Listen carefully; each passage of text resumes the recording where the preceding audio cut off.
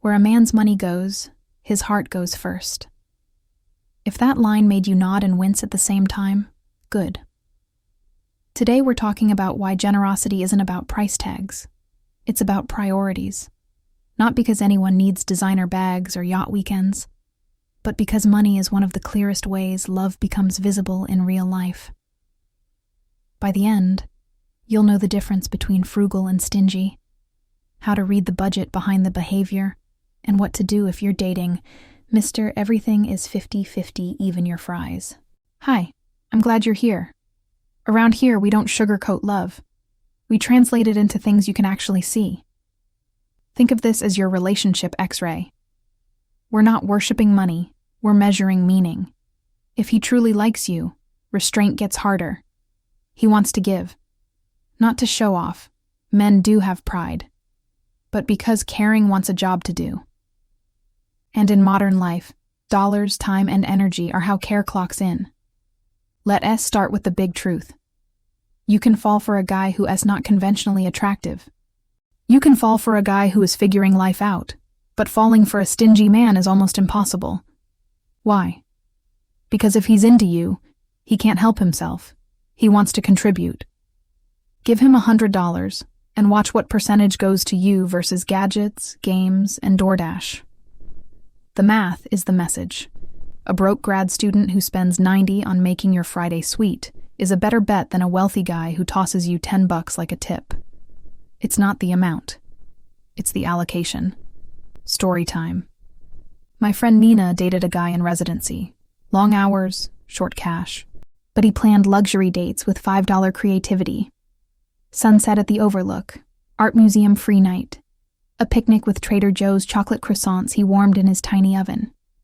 She felt cherished. Years later, when he finally had attending money, the effort didn't change, only the wine got nicer. That's what you want, generosity that scales, not generosity that performs. Quick reset, generosity is a habit, not a headline. One grand gesture is press. Weekly effort is policy. Here's where people get tangled. Isn't this materialistic? No. Money is just stored life. Time you worked, energy you spent, value you created. When he shares that with you, he's saying, I want you in the world I'm building. That doesn't mean Cartier. It can mean grabbing your Uber when you're stuck in the rain, ordering your migraine meds to your door, or upgrading 2 seats on a long flight so you are not elbow fencing a stranger for armrest rights. Dollars are just delivery trucks. Love writes the note. Money drops the package at your door. On the flip side, if he is always optimizing, calculating ROI on romance like he is pitching to Shark Tank, understand what you're re-witnessing. You're not dating, you're negotiating with procurement. Love needs a little irrational spark. Soup runs at 10 p.m., driving across town to jump your car, buying concert tickets to a band he doesn't know because he knows you. I'll scream every lyric. None of that is efficient. All of that is connection. Another quick beat. We're not asking for financial recklessness. If money is tight, intention still has 1,000 ways to show up. Planning, fixing, learning your coffee order, remembering your big presentation and texting you, I believe in you, at 8:02 a.m. Effort is the original luxury good. Scarcity makes it shine. Now let's talk pride. Men have it, especially around the woman they want. A man who's genuinely into you doesn't want to look small in your eyes. He won't perform poverty to lower your expectations. There's a difference between I am paying off loans and saving for a down payment, but I still want to make our time special. Give me next Friday to plan something good, and I'm broke. Everything's hard. Please never ask me for anything, and let's always hang at your place so I can demolish your snacks. The first is responsibility with romance. The second is a prenup for effort, a disclaimer that defends him from showing up. Here are some unmistakable red flags. Chronic disclaimers. He starts every hangout with, just so you know, I'm really struggling, and somehow the announcement never ends. Weaponized splitting. He invited you, chose the restaurant, and still brings out the calculator like you had one extra spring roll. Generosity asymmetry. He's lavish with the boys, the hobbies, the tech, but tight only with you. Emotional invoices. He recites every coffee he has ever bought like he is collecting on a debt. When that pattern shows up, believe it. It isn't about money. It's about how close you're allowed to get. Now, the green flags that actually matter. Proportional giving. He's not rich, but your joy shows up in his budget. Planning power. He stretches dollars with creativity. Farmers market flowers. Free concert in the park. A blanket in the trunk. Just in case the sunset is good. Quiet caretaking. The oil change you didn't have time for is magically done. The wobbly chair is fixed. Your favorite snack is stocked at his place without a speech attached. Warm fairness. He values balance but isn't petty. If you pick up brunch, he'll grab dinner, and nobody's keeping a ledger on toothpaste. Mini reset. If he's cheap only with you, that's not budgeting. That's boundary. Let's name a hard truth. Where his money lives, his future points. Check his calendar and his card statements like a mood ring. Are there line items with you in them? Trips you're both excited about? Classes you'll take together?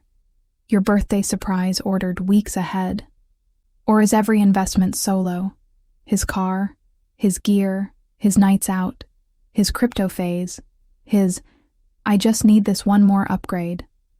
Dollars are directional. If there's no us fund, there might be no us future. A quick American-flavored example. You both love festivals. He buys VIP for himself and GA for you because he needs space to film content. Translation. He's not stingy. He's just not generous to you. And that matters. Generosity is personal. Watch where it lands. Let's also draw the line between frugal and stingy. Frugal is values-driven. Let's cook at home this week so we can splurge on a weekend getaway. There's a present you and a future you in that sentence. Stingy is fear-driven. Let's cook at your place to save electricity, followed by a next-day purchase of a $1,000 gadget. Frugality is a strategy with room for shared joy. Stinginess hoards and calls it wisdom. Timing matters too. Early dating is the audition phase. People lead with their best. If you're seeing tight-fisted behavior now, understand. This is probably the high water mark. It won't magically loosen later. Conversely, if he's thoughtful within his means at the beginning, generosity tends to grow with his income because it was never about money. It was about mindset. If you're already deep in this and your gut feels underfunded, here's a practical script. Keep it clean, not accusatory. I don't need expensive. I need to feel prioritized.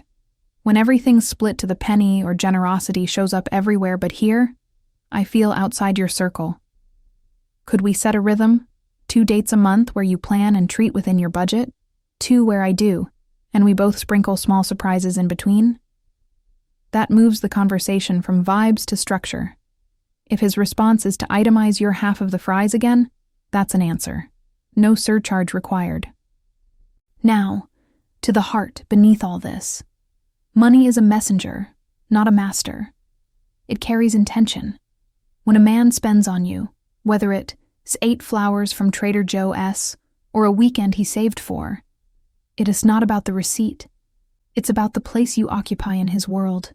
He's inviting you into the life he's building, putting skin in the game, tying his effort to your happiness. Your smile is the ROI he's actually chasing. If his spending never includes you, if he's forever setting the boundary of don't expect anything, he isn't being realistic. He's telling you exactly where you do and do not belong. Last reset before we land the plane. Don't chase discounts on devotion. Choose the man whose default setting is, how can I make her day easier?